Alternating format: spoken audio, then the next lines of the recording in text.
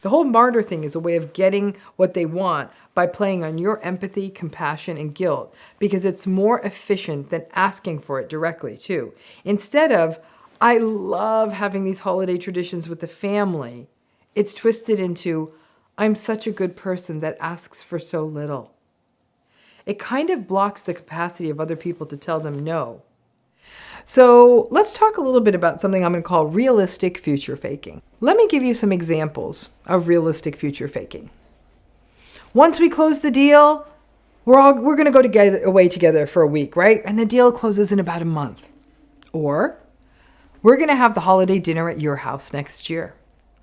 Or once we get the end of year figures, which I'm confident will be great, we're going to be hiring more people. So you just need to work through this holiday season and it won't happen again. That feels believable if someone said that to you, right? The future faking that is not too future. The future faking that pins to something specific, that seems plausible. For example, in a month, in fact, you knew that that deal will close. That seems like a reasonable amount of time to wait for. You can put it in your calendar. Or in that family, they said it to everyone at the table. The holiday dinner is going to be at your house next year, and you can plan for it because you know the date. The holiday's at the same time every year. That seems believable. Or the manager in your company, they're confident about these end of year figures. So you're thinking like, okay, one holiday season, it's worth it because then next year is going to be easier. And there are even some people you like at your job, right? Plausible future faking is actually quite awful because it firms up the trauma-bonded justifications. And it actually plays on your short-term hopes, which is a lot of what get us through life and get us through the day. With plausible, realistic future faking, we are often more likely to gaslight ourselves. Listen, it's one thing if the narcissistic person says to you, hey, I'm going to go to therapy and I'm going to change and it will all be better. Or after the narcissistic person cheats on you 5 times, says something to you like, it won't happen again. Or when the narcissistic person says, okay, don't worry, next time it will be different. Or after you finally find the strength to leave the relationship or go no contact, they finally reach you and make all the promises and you go back. That's the traditional kind of future faking, the sort of empty promises, no set date, no clear outcome. If the deal closes on June 15th, it is plausible that you will go on vacation on June 21st, right? Those are hard and fast things. If the narcissistic person says something flimsy, like, I won't do it again, and they've done it many times, having said they won't do it again in the past too, well, that's a bit of a sucker bet, right? So all future faking works because the narcissistic person is promising something we really want.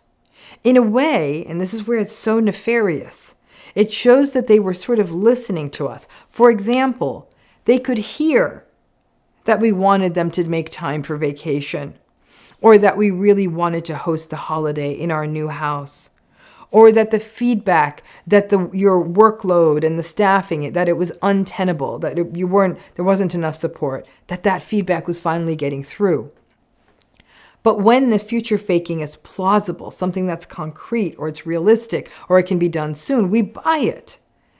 And sadly, we might even feel heard because what they're promising seems realistic, so we stick it out for a little longer. And in this way, we can sort of stumble, punch drunk a month at a time, 6 months at a time, waiting for that next realistic hurdle to cross.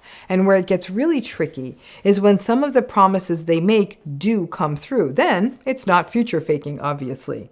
Then we are back at the intermittent reinforcement in those slot machines I'm always talking about. If they keep every 5th promise or every 10th promise, then there's the possibility that all those promises that they don't keep in between, but there's a possibility that those other promises could be true too. And when that happens, the future faking becomes a potent trauma bond and stuckness catalyst because we believe that the thing that they're dangling in front of us is real. And when it doesn't happen, we may even think, well, nobody gets it right every time. And we did go on vacation a few years ago when they promised it would happen then. So we think, well, it's possible it could happen now. The loosey-goosey future faking, the I'm going to change, or I see what I need to do, or I'm not going to cheat on you again, that stuff, we start to get that pretty fast. We know they're not going to do those things, especially when they cannot articulate what exactly it is that they need to change. That should right there be a big future fake red flag. We also know they won't change if they aren't offering up a true apology. They say BS like, I'm sorry you feel that way, or I can see that you're bothered. That's not an apology. An apology means that they see that they did or said a bad thing or a hurtful thing. But I think we forget that there are different shades and forms of future faking, and that plausible, realistic future faking is tricky. So pay attention when it happens. When it's realistic, you don't have to go shooting it down, right? You don't have to say things to them like, that's never going to happen. I know you won't do it. I know you can say that inside, but there's no point telling them that. But pay attention to how it may lead you to push down your concerns about the relationship and your clarity about the relationship. Recognize that sometimes when those promises are kept, every so often, they see through the thing they promised, it becomes even trickier. Because the promises aren't the problem in these relationships. It's the day-to-day betrayals, invalidations, manipulations, cruelties. And future faking becomes one more manipulation to keep you where they want you. And to hedge against any future faking, we have to be well aware of our fantasies and hopes for these relationships as well. Because in those cases, in a way, we may be future faking ourselves. We can waste a lifetime waiting for the someday better. But as an important exercise here, stop and ask yourself how you would feel if you waited another 5 years, another 10 years, and none of these promises of change or resources or experiences or whatever came true. You stay based on how it is today, not on the basis of the fantasy or hope of what it could be. That's what's important. Because when we put our hope into the future faking or any future with a narcissistic person, the mistake we make is that we pull the hope out of ourselves. So narcissistic people are eternal victims. While this is much more pronounced in the vulnerable narcissistic style, it's pretty universal. There's a lot of them, when things don't go their way, it's a lot of woe is me, nothing's ever fair to me, my life is uniquely unfair. A part of the framework of narcissism in the DSM captures this by focusing on envy, that narcissistic people envy other people, which really is a manifestation of the whole victim thing. They have more than me, they have better than me, why can't I have what they have? And when you mix that all together with entitlement, you get the sense of, I am owed what they have, I deserve what they have, I should have me what they have. This victim-y part of narcissism is a central pillar of the vulnerable formulation of narcissism. This is the type of narcissism that is more sullen, resentful, broodingly angry, aggrieved, passive-aggressive. In fact, many people don't even clock it as narcissism because people who are more vulnerably narcissistic also look more socially anxious. They may look mildly depressed, irritable, somewhat hostile, things that make us believe that something else is going on, and it often is. But vulnerable narcissistic folks, like I said, lack that slick vibe of the grandiose narcissistic person or the scary menace of the malignant narcissistic person. However, the type of narcissism doesn't matter. If a narcissistic person believes they are not getting theirs, they will almost immediately fall into victim mode. But this is different than another mode we witness narcissistic people often falling into, and that is the martyr mode. The martyr mode is the look how I suffer, look how much I gave up, look what I'm willing to give up mode that the narcissistic person often uses to manipulate other people or to garner validation. So let's look at a few ways that this can show up. I'm going to give you direct examples of things that people have said. I left my granddaughter's birthday party early to pick you up at the airport because I didn't want you to have to go through the rigors of having to take a cab. I always have to take a cab because I hate inconveniencing people and I know how difficult it is. Another example would be, I gave up my life and career so you could have an education and a more comfortable life than me. Another would be, me and the administrative team have decided that we aren't getting new computers and better software to run the business, so you all could get raises. Or it could be, I never asked for anything from you except these simple little holiday traditions that I love. Another example would be, I can see that you expect me to give up my vacation this year to help you with your baby. I know, as I thought about this, as I was coming up with examples, I'll be very, very open. I cringed a bit because I'm like, I've kind of done some of these martyry things, many of us, especially when we are frustrated. And now I'm actually just pretty ashamed. But I've caught myself, so I hope to change. And this pattern of the martyr thing, this is one of those patterns that, yeah, the narcissistic people do, but it's also a pattern that people in narcissistic relationships can sometimes fall into. Because sometimes we're so desperate to be seen in these relationships, we're trying to show them all we do for them, and they never notice us. So just keep an eye out for that because you don't want it to generalize to healthy relationships. But when it comes to this martyr thing, narcissistic people do it all the time. And it's actually a pretty skilled maneuver on their part because they get a lot of juice out of it. The martyr stuff is stuff they don't need to say. So for example, if they told the friend that they were leaving a birthday, or they told the friend ahead of time that they were leaving a birthday party early to come to the airport, the friend would have had the opportunity to say, absolutely not. No, no, no, please don't. I can easily take a cab and I'll meet up with you. But after the fact, now the person being picked up at the airport is left holding the bag. They were never told about the birthday party, and now they feel even more beholden and maybe even guilty. The whole martyr thing is a way of getting what they want by playing on your empathy, compassion, and guilt, because it's more efficient than asking for it directly, too. Instead of, I love having these holiday traditions with the family, it's twisted into, I'm such a good person that asks for so little. It kind of blocks the capacity of other people to tell them no. And this martyr complex is a reason why setting boundaries in narcissistic relationships is so difficult. I know that some of you are thinking, oh, just don't fall for it. But it's really difficult not to fall for it, especially if the story tracks.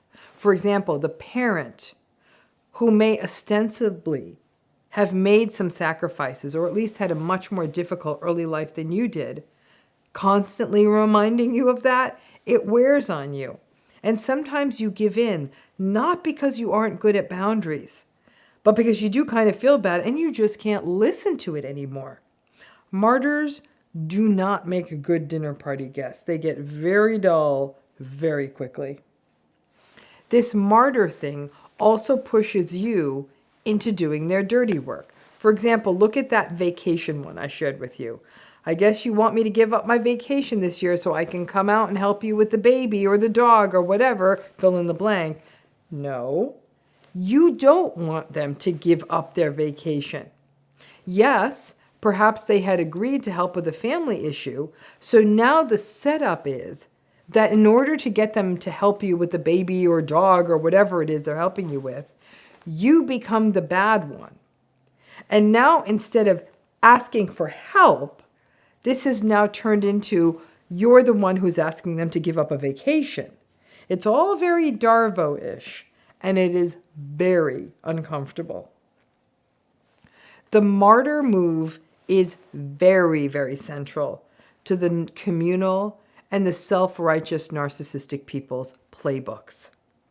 The communal narcissist, the narcissist who gets their validation by being perceived as some sort of grand savior, actually maintains an identity of being, again, this sort of living saint who gives so much, who does so much and sacrifices. But my reading on saints was that when they were alive, they didn't actually draw a lot of attention to themselves. But for the, and then they have to be dead too, right? But for the communal narcissist, being lauded and praised for their sacrifices and being held on a pedestal for being so giving is the win for them. Oh, he gives up so much for his family. Oh, she gave up everything to make sure her kids could have better lives. Please notice the sacrifice I made. And they will also use that framing of themselves as sacrificial human beings as a way to get things done. For the self-righteous narcissistic folks, it is often a focus on how carefully they live their lives. Oh, I never gave in to the things in life that mattered to me. I held back on the things I wanted to be sure the people around me could pursue their dreams. Or I hold back on things I would like to get myself to save money so I can give back to others. As you can imagine, asking someone who's saying that kind of stuff, asking them to borrow $1 is not going to be worth it. It's important to understand the distinction because most of us are more clear on the woe is me victimized element of narcissism, but this martyr part often gets missed.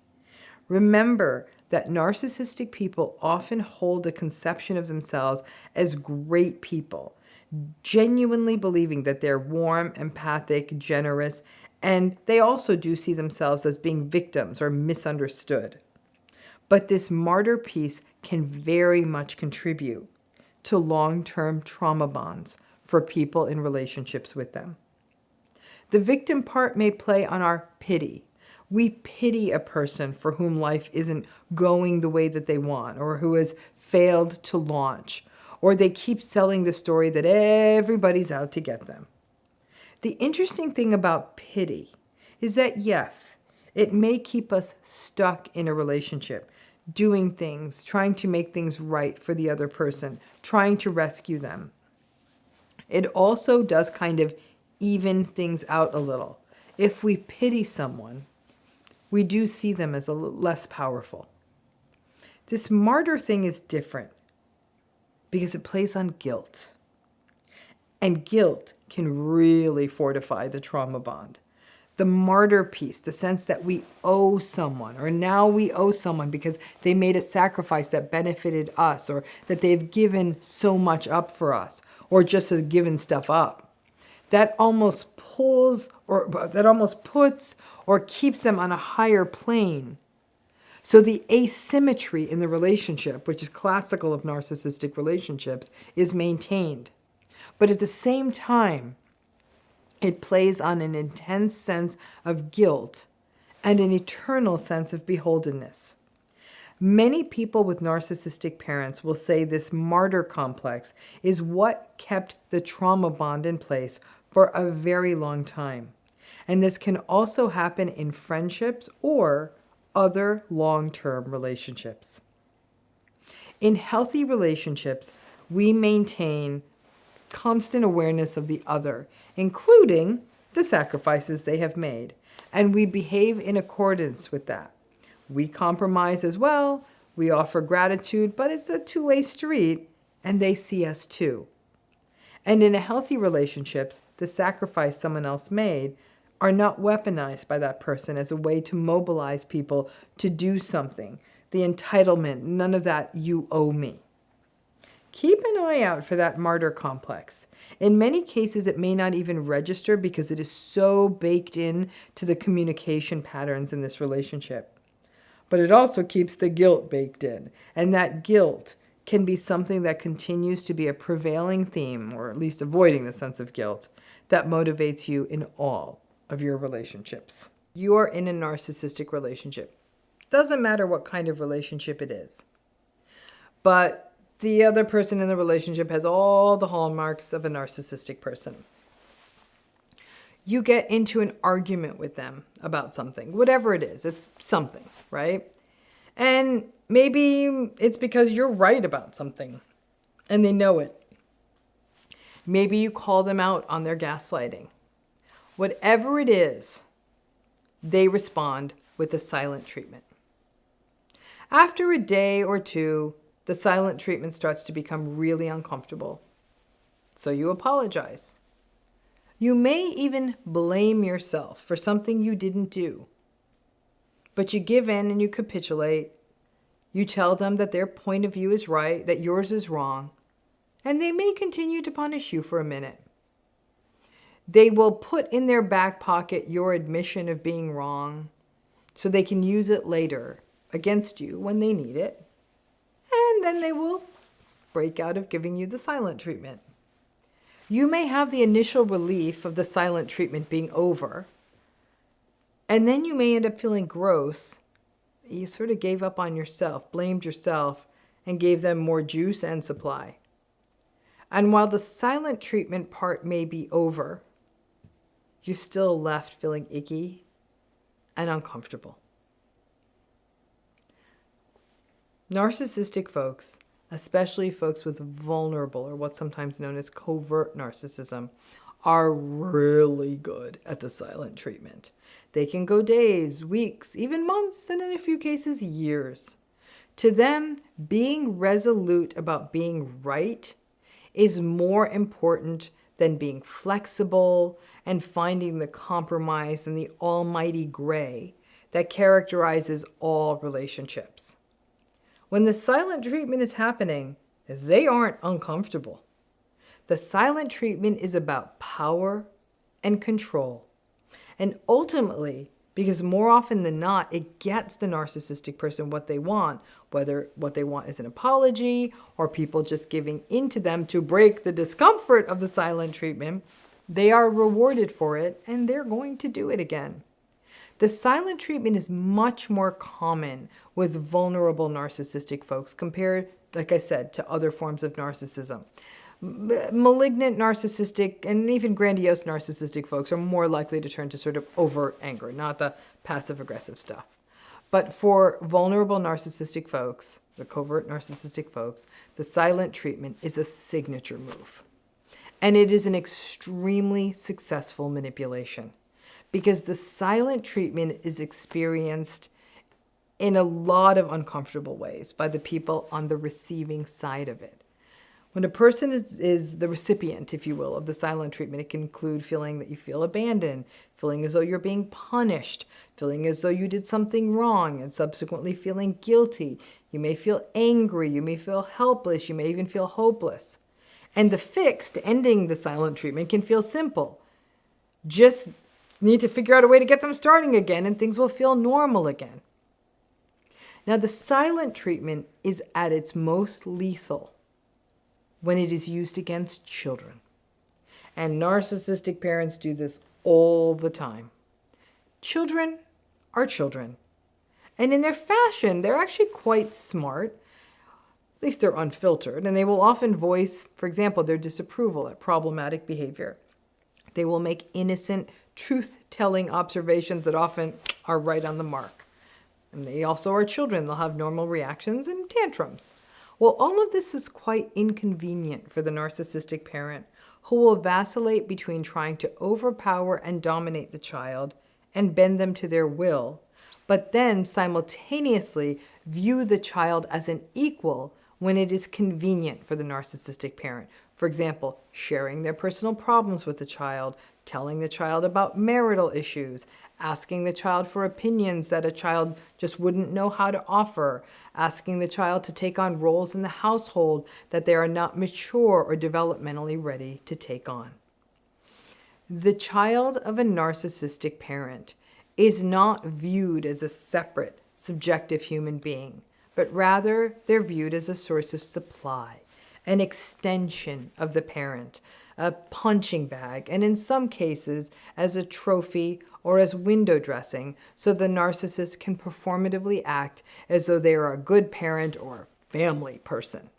So because of this, when the vulnerable narcissistic parent, when they disapprove of anything a child does or just want to bring that child into line, they will use the silent treatment and just stop talking to the child. Now, while for us as adults, this is already upsetting and annoying enough, For a child, it's mildly terrifying. The child doesn't have options. They can't leave. And depending on the child's age, the child may still be deeply reliant on the parent for basic needs to be met. And sadly, most children of narcissistic parents learn at an early age in a sort of sloppy way to have to care for themselves, doing the best they can at times to pull together a meal or figure out school forms on their own, for example. I've actually worked with more than a handful of adult children of narcissistic parents who said they actually hoarded food, which they kept in their room or in other sort of secreted parts of the house, because when their parent was being petulant, the parent would not only give them the silent treatment, but do things like refuse to make dinner. And so whatever bits of food that these children were able to hoard and hide was sort of a safety mechanism for them. So at least they knew they would have something to eat, though crackers and cookies and things like that would not be nutritious. At least it was something. Now, what does the child then do in the midst of this fear and confusion around a parent who does a silent treatment and effectively sort of disappears? The child, more often than not, blames themselves, which is a way to stay in control, and frankly, is what the parent is blaming them, right? You're a bad kid, so I'm not going to talk to you. Or you're a selfish kid, or you're a greedy kid, so I'm not going to talk to you. As the child will cry and beg and plead. Some folks have told me they would leave poignant notes for their parents, apologizing and promising to never be a bad kid again, just to get the parent to interact with them again. And once the kid would just eat enough shit and apologize enough, then the parent would start speaking. And this is a process of shaping and sculpting the child into the obedient person that the parent demands, a source of supply that anticipates the parent's needs, never speaks back, and has no needs of their own. The silent treatment does tremendous harm to children, and the simultaneous sense of psychological abandonment that the child tracks back to something they themselves did to disappoint the parent. So the child then is willing themselves to be better. Well, you can see how that story is going to roll into adulthood. The silent treatment, in essence, indoctrinates the child to learn to apologize, basically for their very existence. And the same dynamic is witnessed in all adult narcissistic relationships.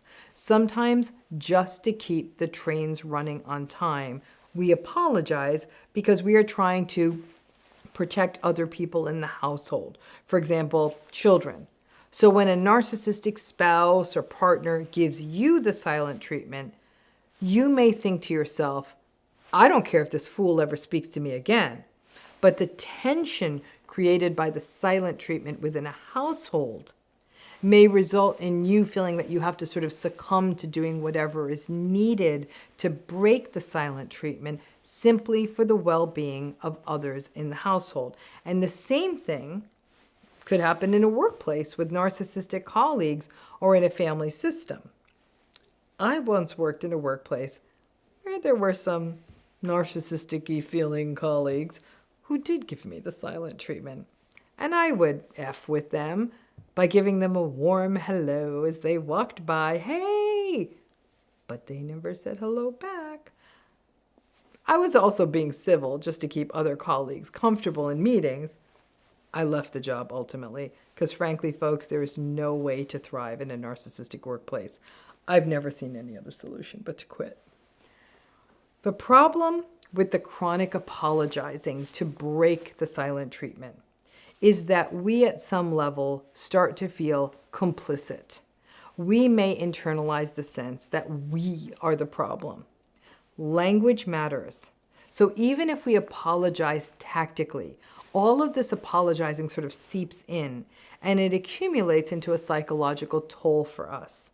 But more often than not, narcissistic and other toxic folks who use the silent treatment and get what they want, which is the apology, and then us taking the fall so they can maintain their sense of superiority and blamelessness.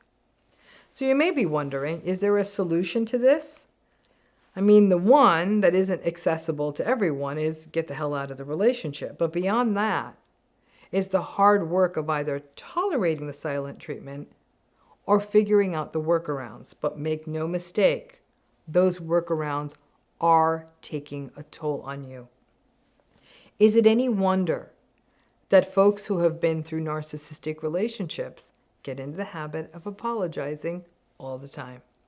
So the silent treatment is one of those sort of absolutely lethal and painfully efficient manipulations in the narcissistic relationships that induce apologies all around and really, really kind of enable the narcissistic person to sort of keep getting their way, because in most cases, the silent treatment feels intolerable, and the enablers will often say, oh, come on, stop being so petty, just apologize to them, basically so we can keep the trains running on time. And all that does is it teaches the narcissistic person is that the silent treatment works like a charm every time, and they feel a sense of self-righteous permission that they're right, you're wrong, and so that they can forever throw these petulant tantrums.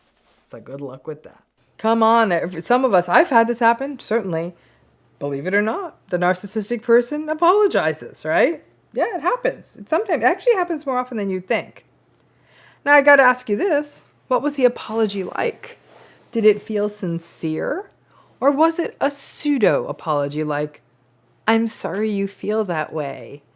Or, I didn't intend to hurt you. Oh, really? You didn't intend to? Well, I guess that makes everything okay. And may just mean maybe you're not a sadist because you didn't intend to hurt me, even though you didn't. You did hurt me, right? But all of this, file all of this under toxic apologies. When they hurt you, but their apology is that they didn't intend to hurt you, they can just go F themselves. So the narcissistic person might apologize. By the time they get around to it, it happens on their schedule. And their apologies often don't involve them taking accountability. It can, like I said, be, I'm sorry you feel that way. I didn't intend for you to get mad. Or, I only had sex with that other person because you weren't nice to me, but I'm sorry if it made you mad. You're kind of going, where's the apology in that?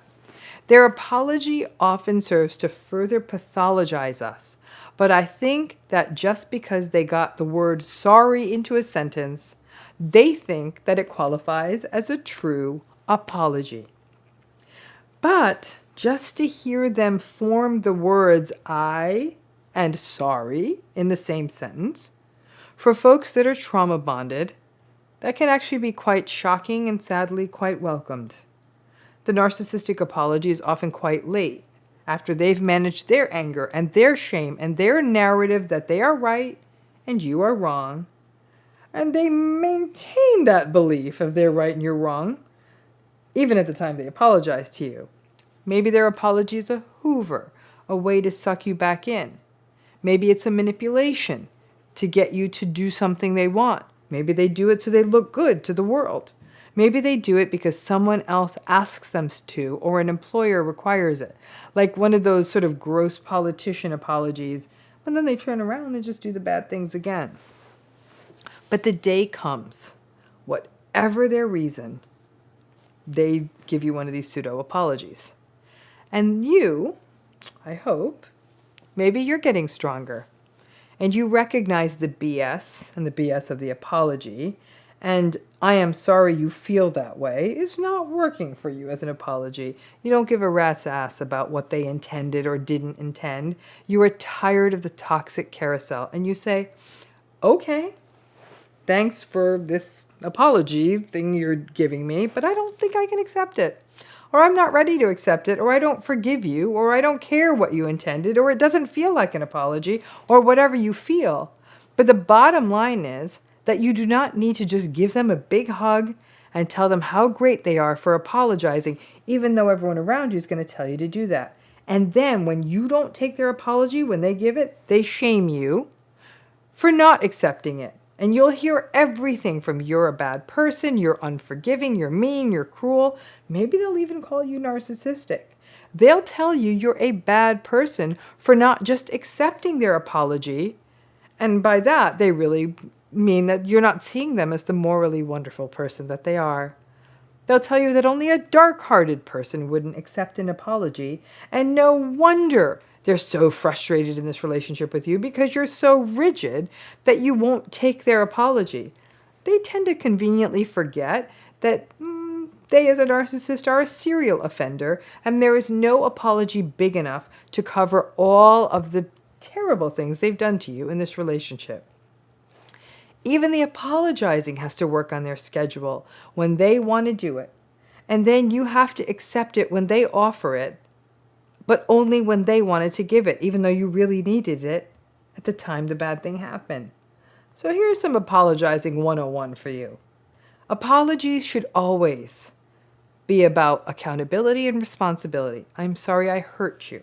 I'm sorry for what I said. I'm sorry for what I did. An apology is always accountable. And a really good apology also checks in. I'm sorry I hurt you, and I'm sorry for what I said. Can I ask, how are you feeling? Ideally, an apology happens in proximity to the incident. The longer you wait, the less sincere it feels. Honestly, a good, accountable apology is never too late, but you got to understand, as the apologizer, for the apologizee, some scar tissue has developed and you don't know how they're going to take it. And here's the other half of Apology 101.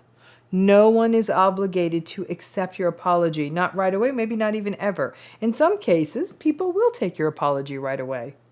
But in many cases, they may need a minute. And in some cases, people may not accept it. That's their prerogative. If you did wrong by someone, they do get to take a moment to decide whether this apology works for them. But in the narcissistic person's world, everything is on their schedule. And if you do not do what works for them, or that still leaves them holding the shame bag, they do not like it. And if you do not take their half-baked apology and effusively thank them for it, "Oh gosh, thank you for your apology," well, they don't like that, and they will get mad at you and shame you for it. This is a reminder, though, that you cannot win in these relationships. Like, you need another reminder, right?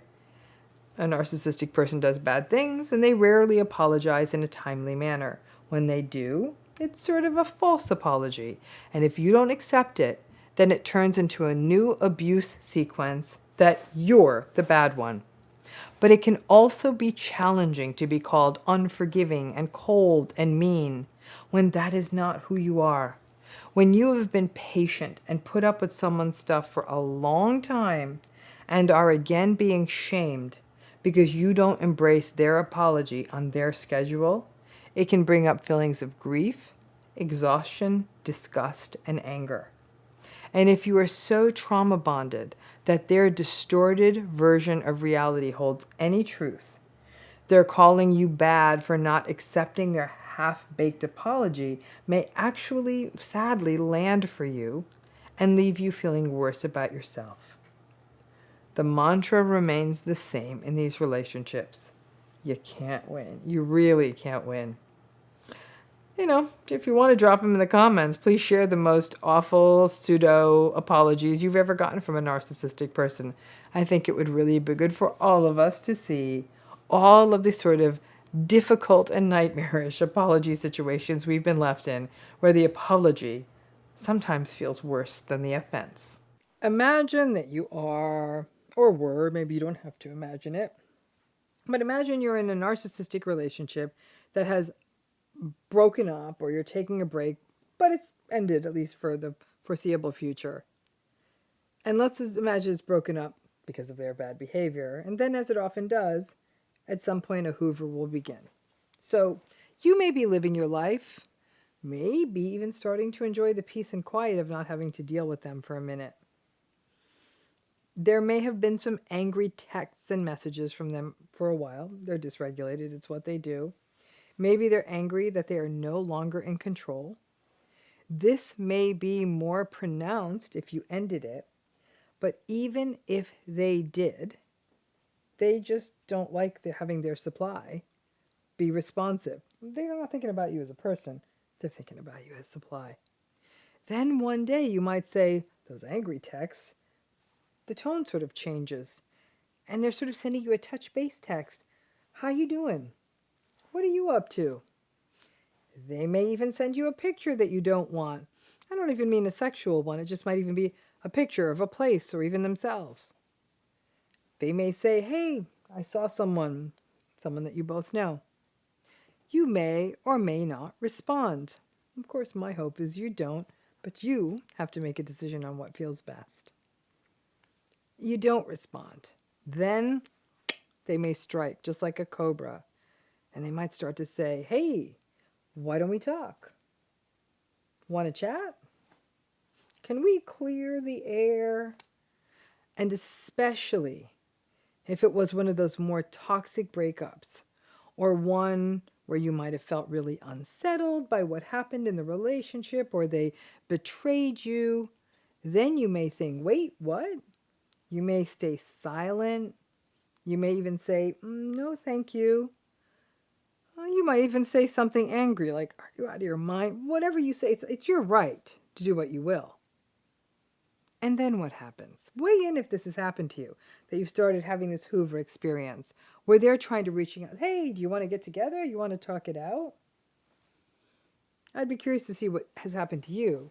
My guess is more often than not, they will shame you. They might things like, oh, I guess you don't believe in growing as a person. Or, I thought you believed in forgiveness. I guess you aren't that good person you said you were. Or, looks like you don't even believe giving a person a chance to even talk with them after all we've been through. You've changed. Or, so much for you having all that empathy. Or they'll text you, what? After all this time you don't even want closure? Yeah, that would be sort of really precious that they're lecturing you on empathy. When their Hoover fails, when they feel like they're trying to reach out in a peaceful way to you, you have to be prepared for shaming, because it is their gambit. And especially if you are staying quiet and not engaging, well, they don't like that. They would rather get into a nasty and angry back and forth with you than have you go silent. And if you give a simple and clear response like, no thank you, to their booby-trapped olive branch with thorns, then you are painted as a monument to incivility and callousness. Now, obviously, this is gaslighting on one level. The things they are saying to you are not only not nice, they're not true. And it's also a bait, because at some level, they're trying to get a rise out of you. They want the response. It may be that they want you to give in and meet up with them.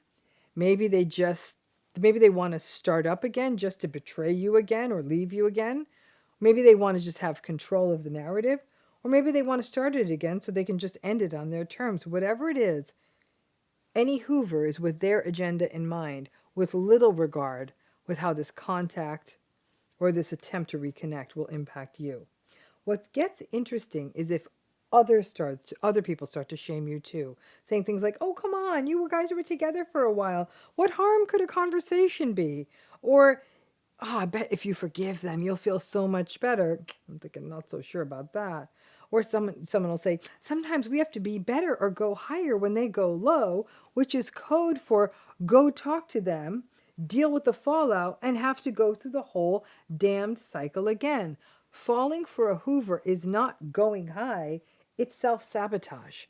So between their texts telling you that you are cold and unempathic and unwilling to get closure because you won't talk to them, you desperately want closure, but you should know you can't get it. And others saying, oh no, go on, meet with them. What's the harm? What's the harm? Lots. Getting those trauma-bonded pullbacks, doubting yourself again, questioning the days, the weeks, the months of healing, and practicing a boundary, having that ruptured, that's harmful to you. Being hoovered can be really challenging, especially after a betrayal-laden breakup from a narcissistic person. It can raise a confusing mess of hope, anger, fear, confusion. And if it has been hard for you to not have contact, but you pushed yourself and had the discipline to protect yourself, and then this happens, even if you don't respond, you may stare at your phone for hours, ruminating about their motivations and their intentions and all the rest of it. That part is easy. It's a game. Domination, control. But for folks who are still struggling, it can be harder. Then you throw in there those accusations about things that are not true about you. It's messy and it feels awful. The hard work after a narcissistic breakup is you getting to know you, getting more clear on who you are, doing the work of individuation, and not having your moods and feelings and life be dictated by the whims of an unempathic and egocentric other. That's the work.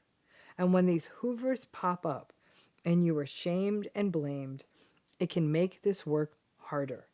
But please keep persisting. If you can resist, it can get you to the other side. And in most cases, after their hoovery text, you don't respond, they get bored, and they simply move on to new supply.